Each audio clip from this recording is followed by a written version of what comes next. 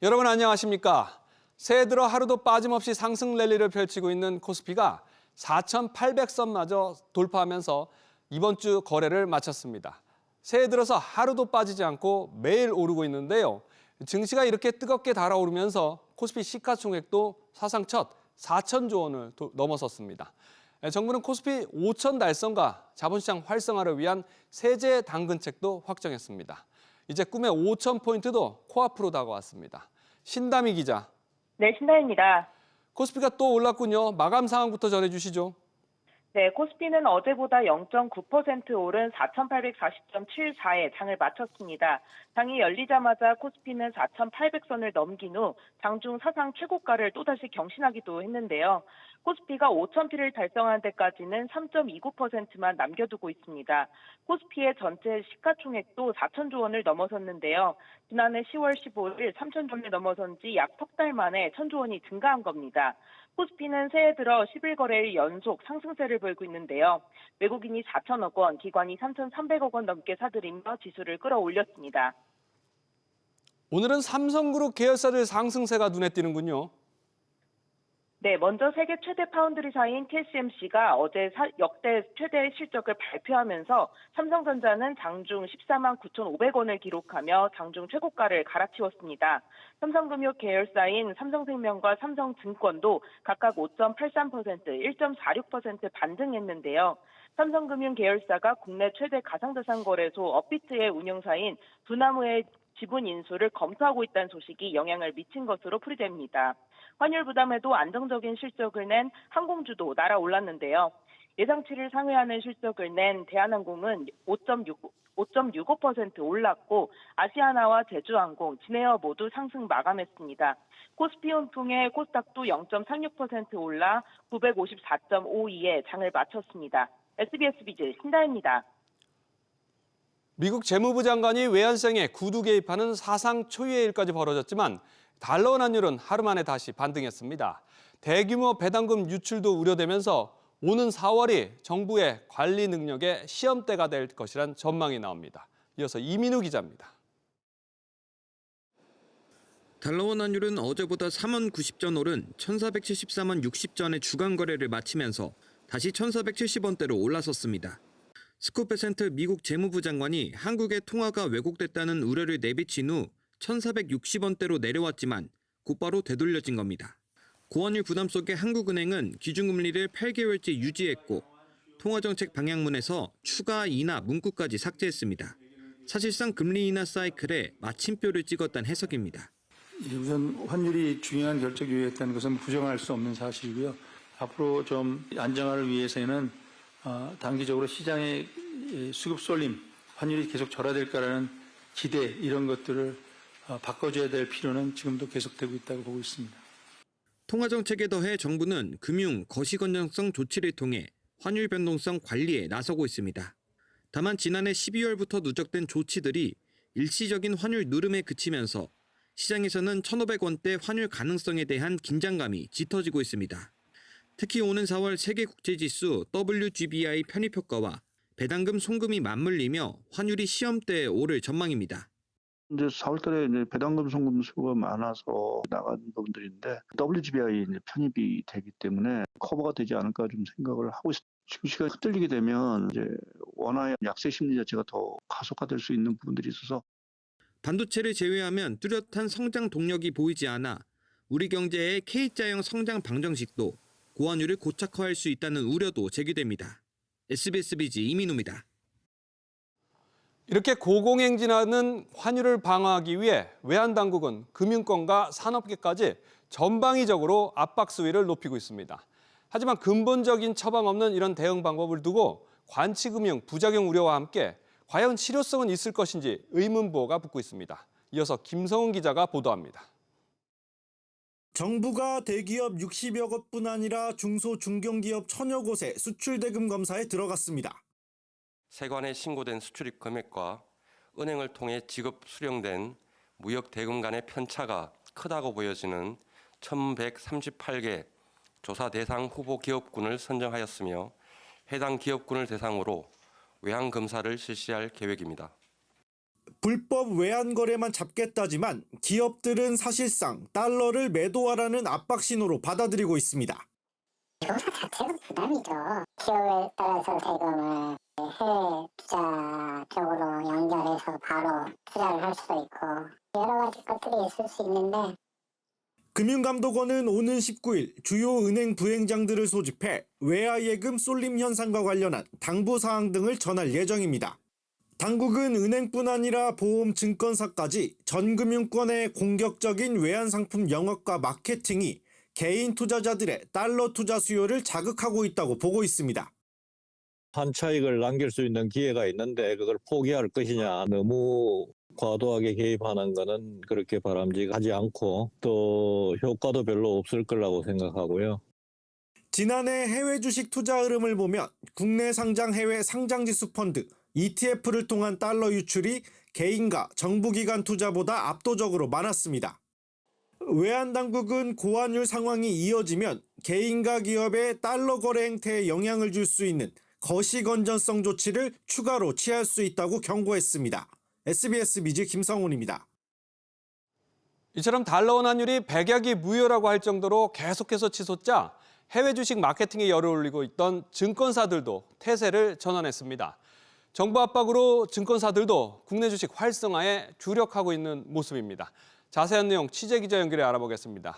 이한나 기자, 증권사들도 영업 전략을 바꿨다고요? 네, 국내 증시 강세에 증권사들의 마케팅 무게 중심이 해외 주식에서 국내 주식으로 빠르게 옮겨가고 있습니다. 코스피는 연초 이후 11% 넘게 상승했습니다. 같은 기간 미국 나스닥이나 일본 니케이 지수보다도 상승폭이 큽니다. 이런 상승세가 이어지면서 개인 투자자들의 대기자금도 빠르게 유입되고 있는데 투자 대기자금인 투자자 예탁금은 90조 원을 훌쩍 넘겼습니다. 증권사들 전략은 국내 주식 거래 수수료 면제와 현금 지급이 핵심입니다. 신한투자증권은 신규 고객과 휴면 고객을 대상으로 국내 주식 거래 수수료를 최대 6개월간 전액 면제하고 있고요. 키움증권은 계좌 개설 시 현금을 지급하고 국내 주식 거래 실적에 따라 추가 혜택을 제공하고 있습니다. 대신증권과 우리투자증권도 국내 주식 수수료를 장기간 면제하는 이벤트를 진행 중입니다. 정부도 서학개미들을 동학개미로 갈아타게 하기 위한 방안을 마련 중이죠. 네, 정부는 국내 자산에만 투자하는 전용 ISA 상품을 새로 도입할 계획입니다. 해외 ETF 절세 수단으로 활용되던 기존 ISA와 달리 국내 주식과 국내 주식형 펀드 등 이른바 생산적 금융 자산에만 투자하도록 설계됐습니다. 청년층을 위한 상품에는 소득공제까지 더해지는 등 세제 혜택도 강화될 예정입니다. SBS 미즈 이한나입니다. 국내 증시 화랑스를 타고 해외 들어서도 불법 리딩방 사기가 기승을 부리고 있습니다. 유명 증권사 이름을 내세워 고액의 투자금을 넣게 하고 고수익을 보장해 준다고 하면 일단 의심해 봐야 합니다. 속아서 돈을 넣었다간 피해를 받아 돈을 구제받기 어려울 수 있으니까 각별한 주의가 필요합니다. 오서영 기자의 보도입니다. 최근 한 온라인 커뮤니티 초대자들에게 안내된 투자 메시지입니다. 유명 증권사를 사칭해 프로젝트 협력 계약이 체결된 정식 중개 계좌라며 안정성은 확보돼 있다고 안심시킵니다. 실제로 협약을 맺은 것처럼 보이는 가짜 사진도 배포하는데 사칭 앱까지 만들어 더 교묘하게 꾸몄습니다. 실제 인터넷 커뮤니티에 해당 증권사 텔레그램 단체 리딩방에 초대됐다가 피해 구제를 신청했던 호소글도 이어졌습니다. 고수익을 낼 수 있단 말에 3천만 원을 투자했지만 수익금을 출금하려고 하자 수수료를 내라며 돈을 요구받았던 사례입니다. 이렇게 피해 사례들을 보면 증권사와 협약된 프로젝트인 것처럼 가장해 밴드나 카페 가입을 유도하거나 사칭 링크를 통해 계좌 개설을 요구하고 입금까지 권유하는 수법이 대표적으로 기승을 부리고 있습니다. 증권사뿐 아니라 자산운용사 대표를 사칭하는 사례까지 속출하면서 사칭 투자 피해가 확산되고 있습니다. 원래 투자 자문 행위는 등록을 하고 난 다음에 영업을 해야 되는 것이 당연한 것인데 마치 큰 수익을 낸 것처럼 대화가 계속 오간다 그러면 첫 번째 사기일 가능성이 상당히 많고 회화방 가입을 요구하고 수수료를 받는 사기로 한번 의심해 볼 필요가 있습니다. 금융사들은 대표 번호가 아닌 별도 번호로 고객에게 직접 연락하거나 영업하지 않아 이런 초대에 혹했다간 금전 피해를 볼 가능성이 큰 만큼 주의가 당부됩니다. SBS 미즈 오서영입니다.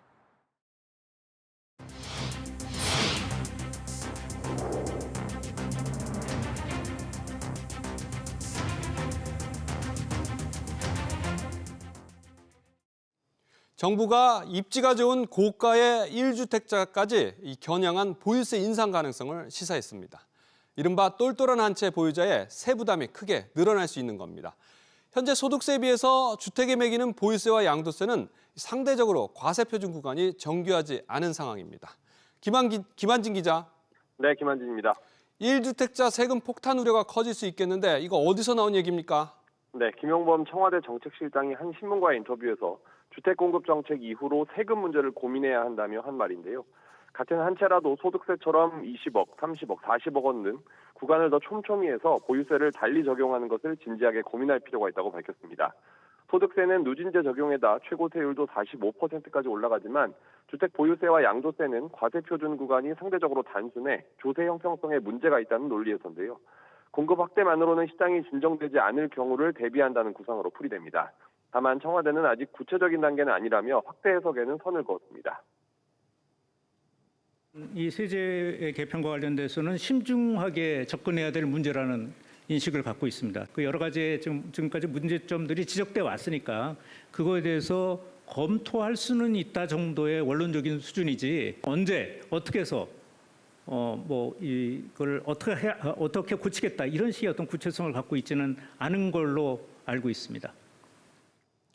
이런 세금 카드에 앞서서 이 공급 계획에 대한 언급은 어떤 게 있었습니까? 네, 공급 계획에 대해서 김 실장은 당국이 시장에서 기대하는 수준 이상으로 의욕을 부리고 있다며 서울 용산지구의 경우도 서울시와 의견을 접근해가는 중이라고 전했습니다.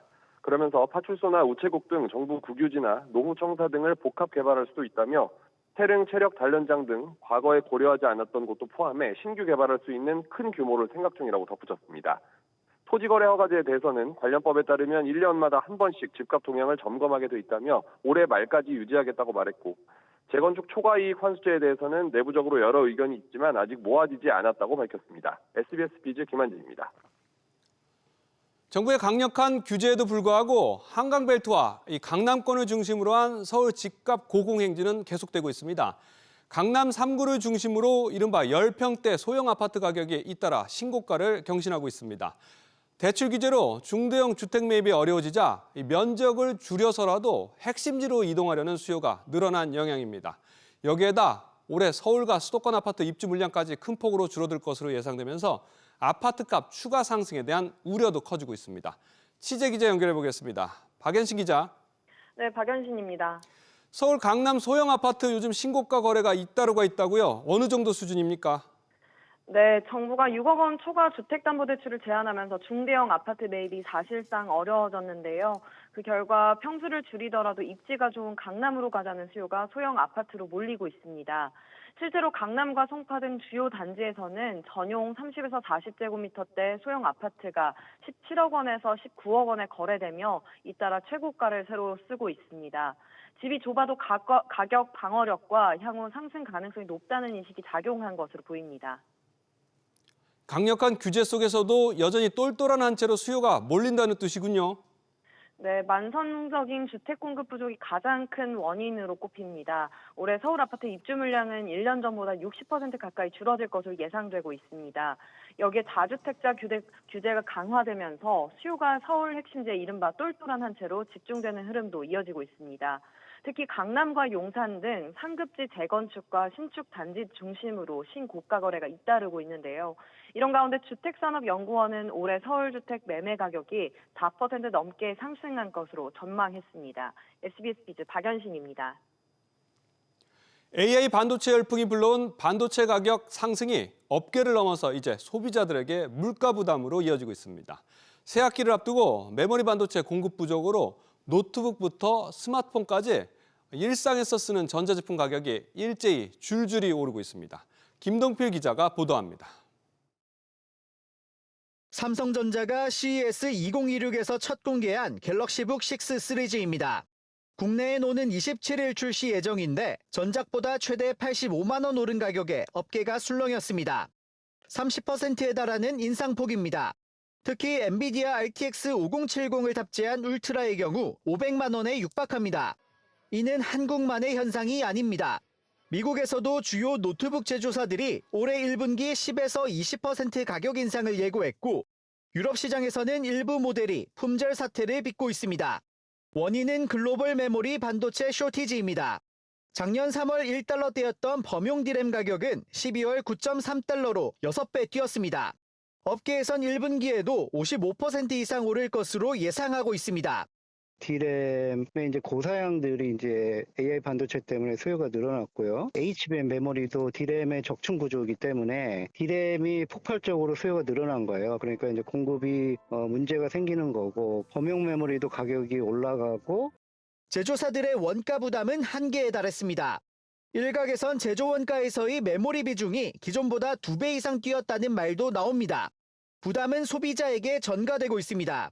반도체 가격 인상은 결국에는 전체적인 IT라든지 통신 이런 산업의 최종 가격에 영향을 미치고, 이 부분은 이제 소비자들에게 전가되는. 2년째 동결 중인 갤럭시 S 시리즈 또한 3월 S26 시리즈 출시 때 인상이 유력한 상황. AI 열풍이 전자제품 소비자 가격을 끌어올리면서 부담도 커지고 있습니다. SBS 비즈 김동필입니다. 먹거리와 관련해서는 두쫀쿠로 불리는 두바이 쫀두쿠키 열풍이 식품업계와 물가에까지 파장을 일으키고 있습니다.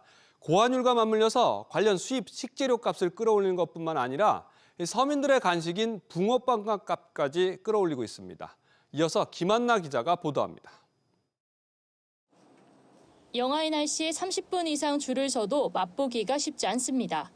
타지점에서 갔을 때는 30분 일찍 갔는데 못 샀어요. 앞에서 끊겨가지고. 1시간 반은 일찍 가야 넉넉하게 안전빵으로 살 수 있다. 피스타치오 크림과 카다이프 등 수입산 재료로 채워진 두쫑쿠 가격은 하나에 10,000원 안팎. 그럼에도 인기가 많다 보니 두쫑쿠 속재료로 채워진 붕어빵까지 등장해 이 역시 하나에 10,000원 안팎에 팔리고 있습니다. 피스타치오 자체 가격도 올라 한 대형마트는 최근 가격을 20% 올려 팔고 있습니다. 수입 물가 지수가 6개월째 오름세인 가운데 두쫑쿠 효과까지 더해지며 식품 물가를 밀어올리는 양상입니다. 1,470원대 왔다 갔다 하고 있는 게 거리 물가가 많이 올랐어요. 그러니까 상반기가 물가 안정되기가 그렇게 쉬워 보이진 않는 게, 환율도 그렇게 급격하게 떨어질 가능성이 없어 보이고.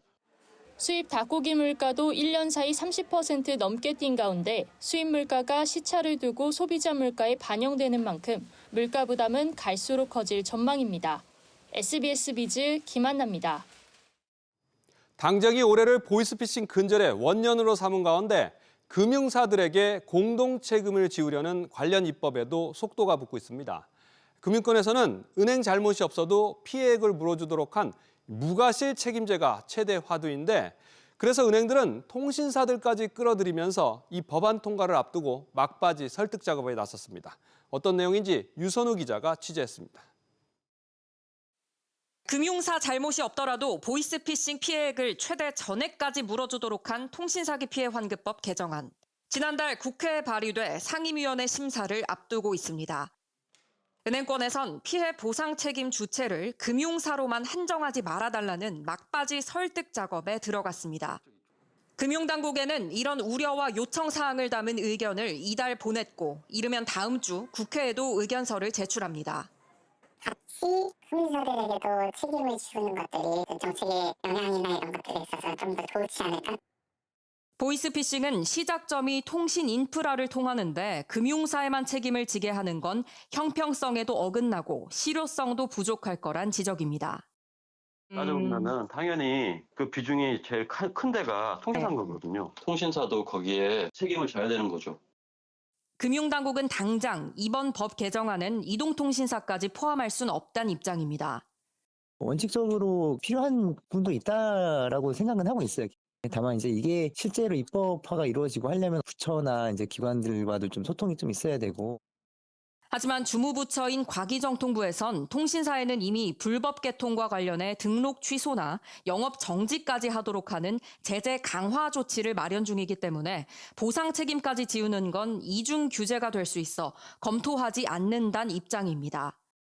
금융사 무과실 책임제는 국회에서 내달 논의가 본격화해 이르면 1분기 내 국회를 통과할 전망입니다. SBS 비즈 류선우입니다. 올해부터는 가격과 월급, 주거비와 체납 같은 일상에서 체감도가 높은 영역을 중심으로 세금 제도가 개정됩니다. 그래서 요즘 편의점의 주요 제품 중 하나로 자리 잡고 있는 하이볼의 세금 부담도 줄어듭니다. 정부는 또 이 상장 기업들의 배당 확대를 유도하기 위해서 세제 장치들을 전면에 배치해서 증시 활력을 높이겠다는 구상도 구체화했습니다. 세제 개편안 후속 시행령 변화를 지웅배 기자가 정리했습니다. 정부가 주류업계 지원을 위해 도수가 낮은 술의 세금을 깎아줍니다. 저도주 혼성주류라고 이제 하이볼이라고 주로 얘기하죠. 그 하이볼에 대한 주세 감면인데 주세 감면을 지난 정기국회에서 30% 감면할 수 있도록 한 내용이 신설됐습니다. 대상은 오는 4월부터 2028년까지 생산량이고 8.5도 이하의 술만 해당됩니다. 이렇게 되면 마트나 편의점에서 4,000원에 판매되는 하이볼은 세금이 500원가량 줄어들 전망입니다. 다만 업체별로 400kl까지 감면 한도가 있어 대기업에선 기준을 넘길 가능성이 높고 이미 생산된 제품도 있는 터라 실제 가격이 얼마나 깎일진 미지수입니다. 적자 기업에 배당할 경우 주주의 배당 소득에 대해 분리과세하는 방안도 새롭게 추가됐습니다. 단기 순이익이 0 이하인 적자 배당 기업은 제한적으로 허용하겠다는 내용입니다. 전년 대비 배당이 10% 이상 증가해야 되고 자본 총액 대비 부채 비율이 200% 이하인 기업에 대해서만 취약계층 대상 지원도 추가되거나 구체화됐습니다. 일부 영세 사업자의 체납액에 대한 소멸 기준이 마련됐고 빚이 있는 저소득층의 경우 지원받은 보조금이 압류되지 않는 보호금액 기준도 높입니다. 또 야간 연장수당 비과세 기준을 늘립니다. 이 밖에 외벌이에 종합부동산세를 내며 공동명의 주택을 가진 부부 입장에서 유리한 납세 의무자 지정제도 신설됐습니다. 해당 개정안들은 입법 예고와 국무회의 등을 거쳐 다음 달 중 시행될 예정입니다. SBS 비즈 지웅배입니다. 이재명 대통령이 청년 탈모를 생존의 문제라고 언급하면서 그 누구보다도 기초단체들의 움직임이 분주합니다. 서울 성동구와 충남 보령에 이어서 이 탈모로 고민인 지역 주민들을 지원해 나서는 지자체가 점차 더 늘고 있습니다. 오정인 기자가 취재했습니다. 경기도 부천시는 19세에서 39세 청년 시민을 대상으로 탈모 치료비를 지원하는 내용으로 최근 보건복지부에 협의를 요청했습니다. 복지부 승인을 받아 오는 9월 추가 경정 예산으로 탈모 지원에 나설 계획입니다. 면접 시기에서부터 자신감도 위축되고 정서적인 스트레스나 상처를 받고 핸디캡을 가지고 이제 가게 되는 거잖아요. 미용 목적으로 바라보는 관점이 아니라 사회적 질병으로 규정을 해서 지원을 해줄 필요가 있다. 과거 복지부에 탈모 지원안 협의를 요청했지만 승인받지 못했던 경기도 오산시도 재협의를 추진하고 있습니다. 현재 전국적으로 탈모 지원을 시행하는 지자체는 2곳뿐으로 서울 성동구는 39세 이하 구민의 연 20만 원까지, 충남 보령시는 49세 이하 시민의 연 50만 원까지 지원하고 있습니다.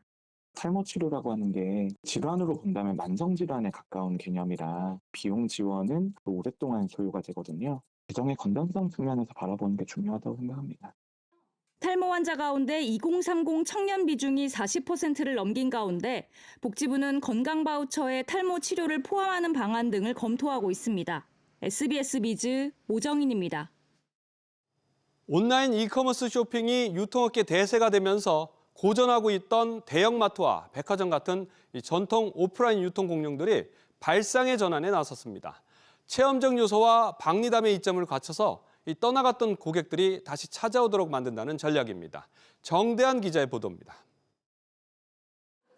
마트 1층이 계산대와 빼곡한 매대 대신 책으로 가득한 넓은 휴식 공간으로 꾸며졌습니다. 유니클로와 올리브영 등 인기 입점 매장이 줄지어 있고 샌드위치, 샐러드 등 간편식 코너도 강화됐습니다. 온라인 쇼핑의 거센 공세 속에서 오프라인 유통가가 정면 승부에 나선 겁니다. 핵심 공간을 고객들이 부담 없이 편히 머무르며 시간을 보낼 수 있는 휴식, 문화 체험 공간으로 새롭게 조성했습니다. 대신 판매 공간은 그로스리 강화형 매장으로 새롭게 조성했습니다. 온라인 플랫폼들도 오프라인 상권을 넓혀가고 있습니다. 무신사의 하이엔드 편집숍 엠프티는 처음으로 서울 압구정 갤러리아 명품관에 다음 달 입점하는 등 무신사는 의류와 신발 등 오프라인 매장을 70여 개까지 확대했습니다. 특히 다이소와 창고형 약국 등 초저가, 초대형 형태의 매장이 고물가 속의 호황기를 맞으면서 유사한 매장들이 급속도로 늘고 있습니다. 직접 눈으로 확인해보고 구매하는 것을 더 좋아하는 그런 소비자들이 있기 때문에 그런 어떤 품목들을 중심으로 해서 이 오프라인 매장이 그런 어떤 소비자들의 수요에 부응해서 좀 더 확대될 수 있는 측면이 있다 이렇게 보고요. 위기의 오프라인 유통이 정면 승부로 돌파구를 찾고 있습니다. SBS 비즈 정대한입니다.